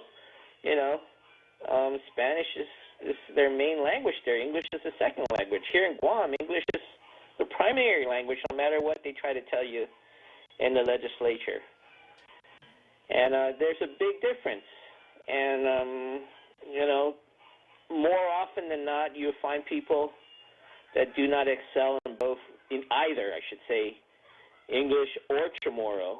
They would be speaking, for a lack of a better word, pidgin English, almost like the Hawaiians do, that can't speak either language that great. And we know of a person named Chris Barnett that made money for decades pidgin talking his way through entertainment. And well, I think with somebody like Chris Barnett, maybe he could spend some time learning, a little bit more accurate English, but in the final analysis, doesn't worth it. Well, at least he should learn what the duty of a lieutenant governor is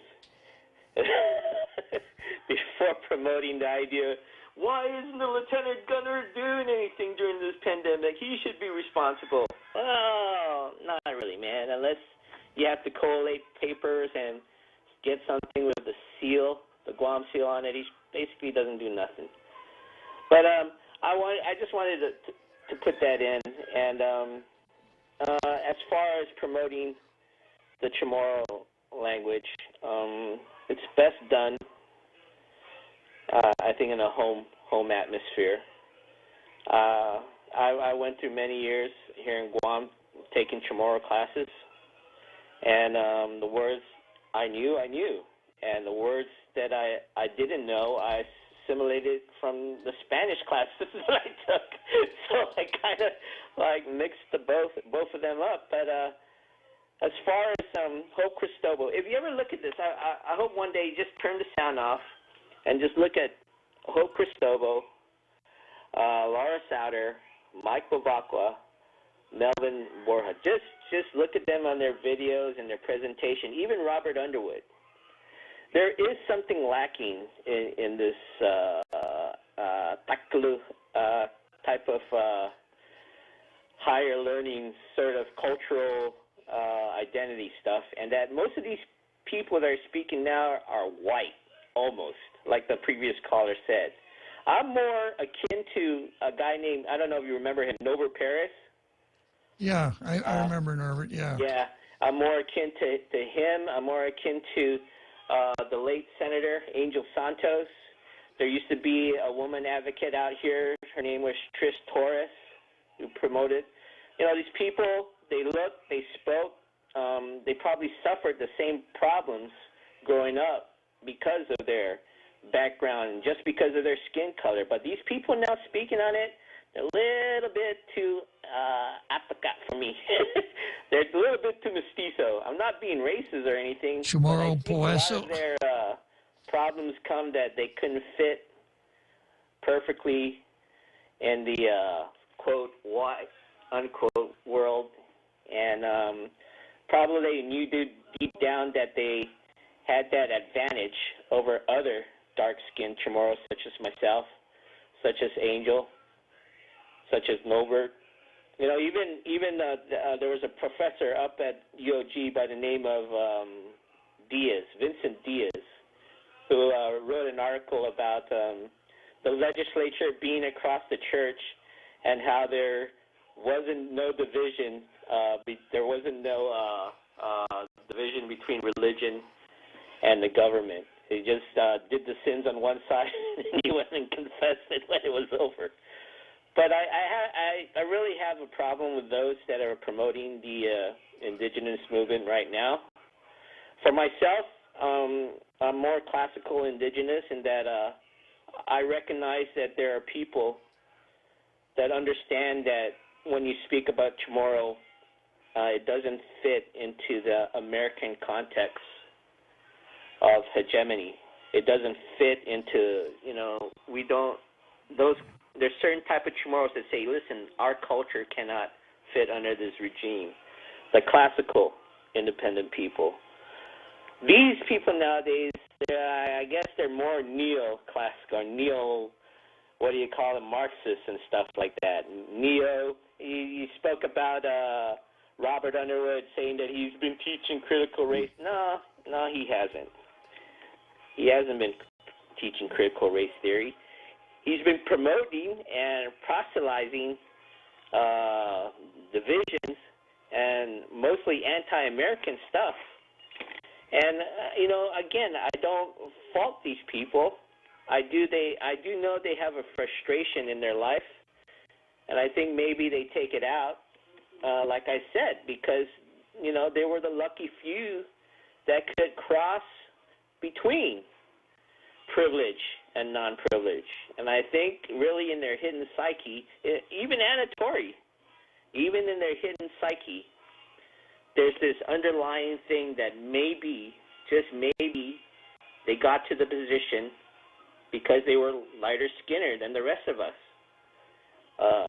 That's my, you know, take on it.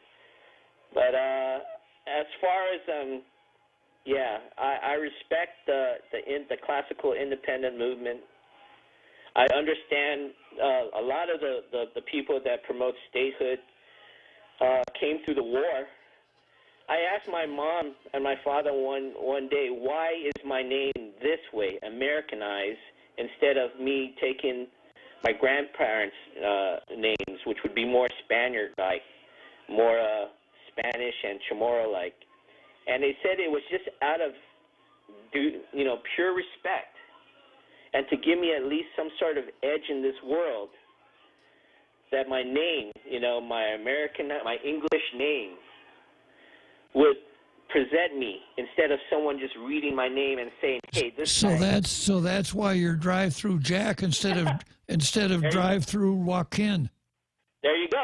Instead of Juan or Rafael, yeah, or any of the classical Spanish and you know, names and stuff like that, which was handed to my grandfather, my great grandfather, and so on and so on.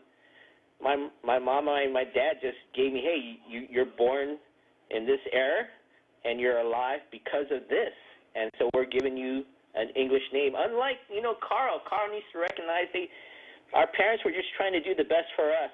And there's a book out there that was written in 1980s by Richard Rodriguez called The Hunger of Memory, as he tries to delve into these big problems between him being Chicano and then becoming an educator in English. And he says the big problems that we have is that we have two spheres of operation which doesn't exist here in Guam. In Guam, we're mostly, you know, Americanized here. The language isn't spoken in the house and stuff like that. But with the Chicanos and those first immigrants crossing the border, and even today, You know, they had their private sphere where at home they spoke, they ate, they dreamt in their native tongue. And then when they went out to the public sphere, like you said before, they had to conduct their ways in their life like that. It's not like that in Puerto Rico. Puerto Rico, you go home, you speak, Puerto Rican. You go to work, you speak Puerto Rican. Big difference. And if you notice, even up north, they're even shying away. When they had that big fight in the legislature, that's how you know you're colonized.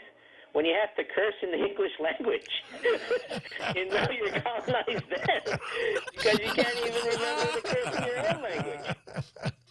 So, I'd warn Ron, they're backsliding up there. They still hold the torch. You could still hear the real good native. Yeah, I like it down south and in the CNMI where it's musical when you hear them speak. But you know darn well you're being colonized. You know you've been colonized when you end up cursing in English. So that's what happened up there a week or so ago. And I'm betting my life they're learning well. Well, Jack, we're going to be paying attention to Chamorro month, Mes Chamorro here.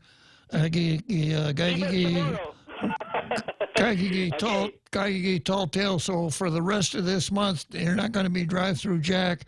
You're going to be drive-through Joaquin. There you go. Good talking to you, drive-through right, Joaquin. Bob. So long. The acid test.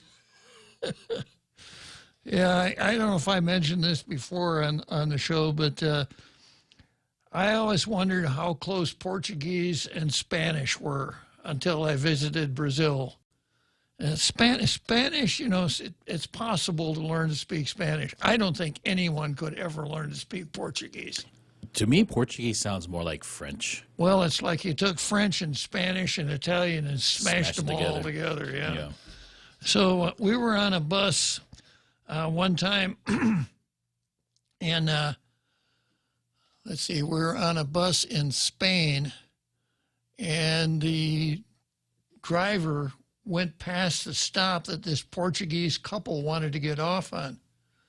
So when he finally stopped, they went up there and really started to let him have it in Portuguese.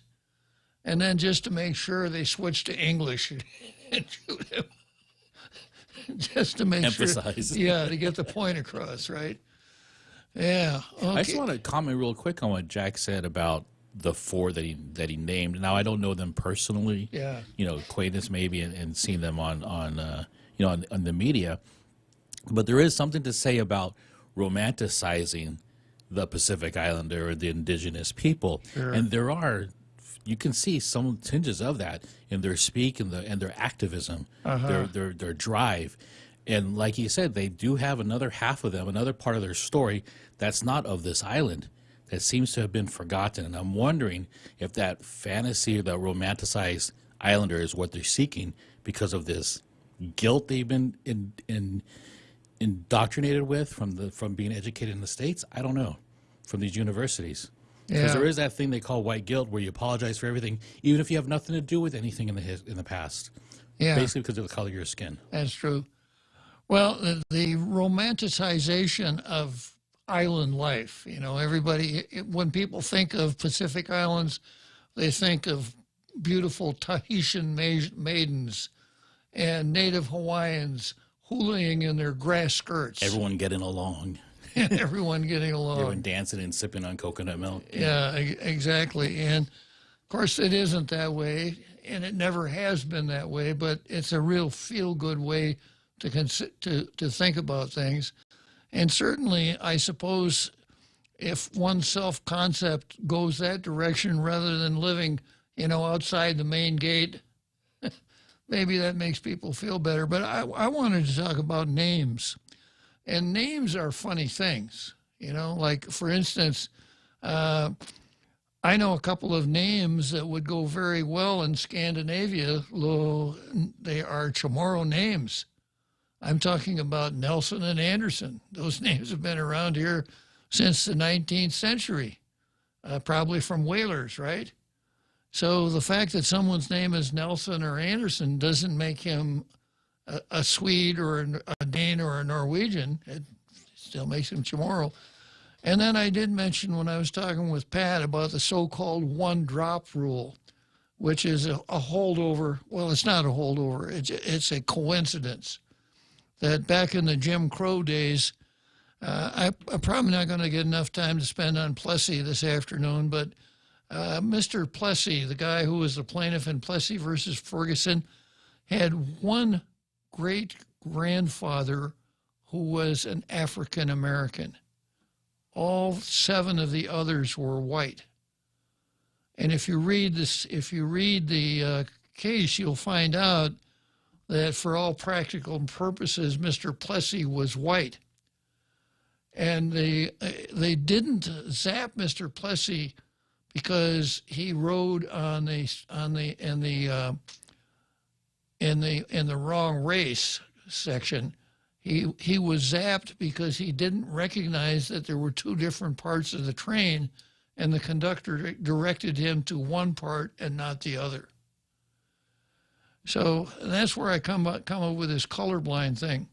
But back in those days, you know, the law has changed a lot, but in a southern state, you could be sued for slander if you said that someone was of the colored race when he really wasn't. Now, a case like that would be bounced out of court. It wouldn't get past a motion to dismiss. So the idea was that, you know, one drop and that was enough. I think here it's applied in a much better sense, that, you know, we don't get into the blood quantum thing like they do in Hawaii, and like the Northern Marianas started out with this person of Northern Marianas descent, but they junked it. That's what the property. Yeah. They did away with it because that really gets into some nasty stuff. Well, you know, you say you're this, that, and the other thing, but I was looking at your birth certificate, and your great grandmother was not from Saipan, she was from Japan or something like that. So I would see the tendency here. Say, well, you know, if you have any Chamorro ancestors and all, that's enough. You can hold yourself out as a Chamorro. That seems to me to be the human way to approach such things if they have to be approached. Okay, let's head for Churchill Downs. Come try Guam's original Chamorro restaurant with Pica's Best 5 years running. Mezcla Chamorro Fusion Bistro. Experience Chef Peter's candied salmon over scallion coconut rice, octopus to naknak, Chamorro platter, and their award-winning gourmet hamburgers. Or if you're looking for something healthy, try their keto-friendly menu. Come and enjoy Mezcla's half-a-day service at their Hagåtña and Grand Plaza Tumon location. Call their Hagåtña location at 479-2652 for reservations.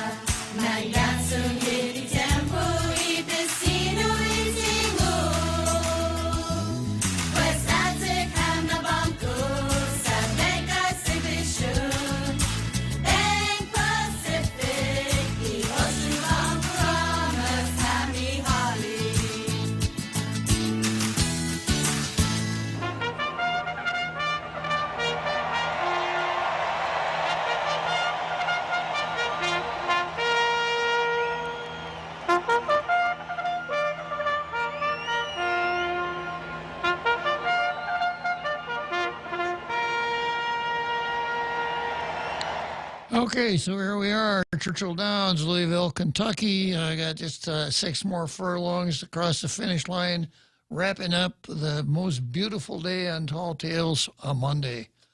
And I noticed I peeked at the Facebook here, and I learned a new Chamorro word from Pam Duvall. We were talking about Pam and Colin. Colin were having a debate about people on welfare and things like that, and Pam said, I call that gaguitis. Gaguitis? Yeah. Gagu meaning the word for lazy. And itis, you know, roughly translated, it's a disease. And it merely means inflammation of, but gaguitis. So, bulana tautanu, guinina Wahitetna gaguitis. All right, so let's see. We got about 10 more minutes to go. I'm going to spend a little bit more time here with Plessy and no, I think I'll hang on to that. I won't have time to finish it. I'll have to restart it some other day. I'm going to go to the next item on the card, which is carded as Kidadi versus Guam. Kidadi sounds like a Chamorro word, but I don't think it is. And it's some kind of a website that flooded the internet with 55 Guam facts. And I had to write to them and tell them, some of your facts aren't very factual, folks. So I'll just pick up some of the more glaring examples. 55 Guam facts, the U.S. island territory in Micronesia Pacific. And it starts right out with a big one. People who are born in Guam are American citizens, but they have no voting rights in the presidential elections in the U.S. Now, I think I know what the person who wrote this is trying to say, but if you take exactly what he wrote, it creates a horrible misapprehension. So if you're going to write facts about Guam, you better be really sharp and accurate. Once again, people who are born in Guam are American citizens. That's true. But they have no voting rights in the presidential elections in the U.S. Now, anybody who's an American citizen and otherwise qualified who lives in the U.S. gets to vote. So what they're trying to say is that American citizens on Guam can't vote in presidential elections. But they're making it sound, this sentence makes it sound like if you're an American citizen, fine, unless you're an American citizen born in Guam, then you can't vote for president, no matter where you are, no matter what you do. And you're an example. You were not born on Guam. You were born in Wisconsin, and you cannot vote because you reside here on Guam. Exactly. Yeah, so, it's why I'm saying that if you're going to report 55 Guam facts, make sure they're facts and not just what you kind of slop through it. Here's the second one I found. I suppose some will accuse me of quibbling here, but this one says Guam got its name from the Spanish sailors who were chased by the Chamorros to sell fruits. Wrong. Chased by the Chamorros to sell fruits. So when Magellan sailed into Homatak Bay, these Chamorros were out there waiting around trying to sell them for, yeah. And then this is the one that, is wrong, but some will say, oh, you're just quibbling, Bob. But anyhow, these Chamorros, chased by Chamorros to sell fruits, calling out Guahan, or maybe it's Guahan, right? Guahan, meaning I have. Well, that's not what Guahan means. Guaha means there is. Guaha. Yeah. Guaha sit pesa guina. We have beer, right? Oh. Yeah. So it doesn't mean I have, it means there is. And if you want to ask somebody if he has something, it's a little bit more polite than in English. It's not, do you have betel nut? It's koguaha. Pogua. Anyhow, I didn't like that. And then the next page, the island follows U.S. holidays and celebrates them along with the other important local dates like Discovery Day, which is on March 6th. Nope. I suppose that's where this came from. Somebody said, hey, March 6th is Discovery Day in Guam. Let's do an article on Guam and make sure we make a lot of mistakes so Bob will write back to us. Okay, probably last item on the card for today, Zigo, as you were, Inalahan versus Jigo. And then, this is an article that ran in the Post, losing 38 staff for village repairs, a slap in the face. Mayors are up in arms against the possibility of losing 2 maintenance workers from each village, or a total of 38 workers from the 19 villages in fiscal year 2023 over concerns about the use of the Guam Highway Fund. Some $2.8 million from the Highway Fund, which comes directly from the liquid fuel tax, goes to paying the salaries of maintenance workers at the mayor's offices. Senators are looking, I guess we're back to drones again, Jose. The workers? Yeah, the editorial foreshadowed this story. Yeah. Senators are looking to transfer these 38 positions, along with Guam Highway Fund money used to pay for them, to the Department of Public Works, and it would be up to DPW to hire the same employees from the mayor's office. Mayor's Council of Guam President Jesse Alec and Executive Director Angel Sablan told mayors. Sablan and Alec said senators are considering this to heed the recommendation by the Office of Public Accountability to ensure GHF money is used only for its intended purpose, primarily for the maintenance and construction of highways and roadways. Well, that would be a really refreshing start in Jigo, because it's certainly not doing, you're not doing any work on the highways in Jigo. Vice President Robert Hoffman, mayor of Sinatna, said that the legislature may not realize the amount of work that goes into maintaining a village, and hope that senators amend the law on the use of the highway fund. Well, I don't realize the amount of work that goes into maintaining, because I've never seen it. I've only lived in Jigo since 1975, and I have yet to see anybody from the mayor's office working on the roads anywhere in Jigo. If the shoulders are cleaned up, it's Public Works that does it, not the mayor of Jigo. Or a volunteer group. Or a volunteer group, yeah. Here's a quote from Hoffman. The problem is mayor's offices have no dedicated funding sources, unlike the states or counties or towns. In most places, a portion of property taxes, business taxes, etc., paid to improve and operate where a person lives and the business resides. Well, I got news for you, Robert. We do the same thing here. He recommended use of a percentage formula and to dedicate a portion of the Tourist Attraction Fund, the Guam Highway Fund, property taxes, and business license fees to fund the operations of the mayor's offices. Wait, what? Yeah. If it were up to me, we would not use any funds to operate the Jigo mayor's office. I put this on Facebook, but I said, looks like the mayor's maintenance crews are catching up to what happened to the private sector during the pandemic. Congratulations. Yeah, really. Yeah, now, and what's going to happen to the 38 people? They're going to be released from their jobs, and they can go and apply at Public Works, and if they get hired, they get hired. If not, they go.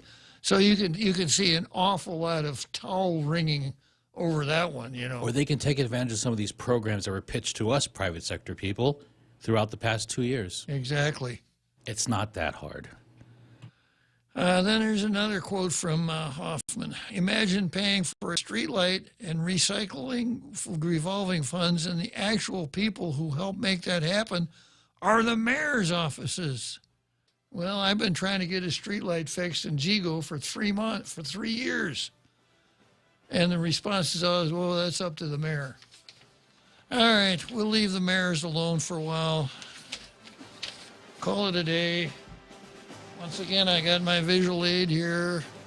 Let's go, Brandon.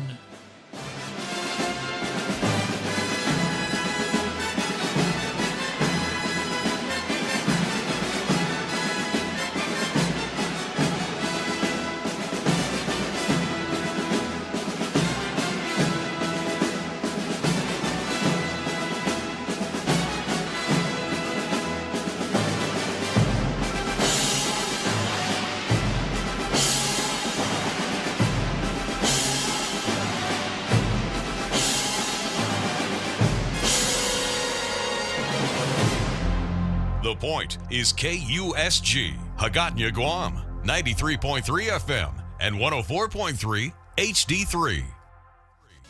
Will the ceasefire actually happen? I'm Laura Cantor, Fox News. Russian officials announcing a ceasefire at 10 a.m. Moscow time in major cities in Ukraine to allow for evacuations.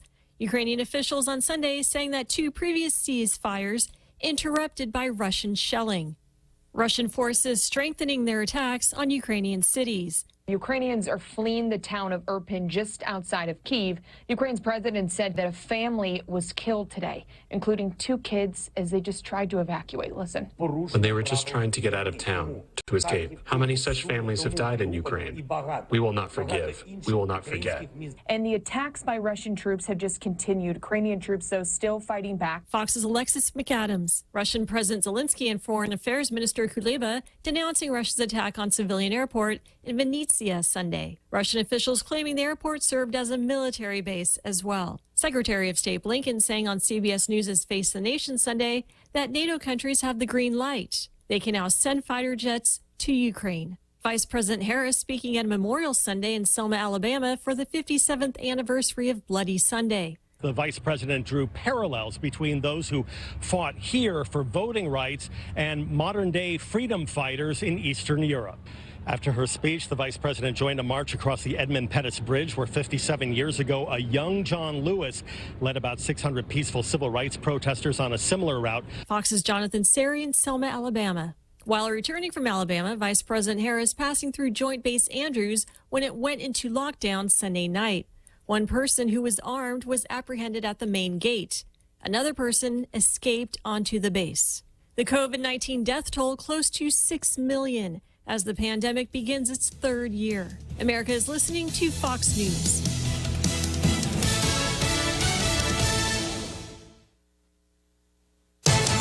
From the Fox News Podcasts Network, the Fox News Rundown, a contrast of perspectives you won't hear anywhere else. Your daily dose of news.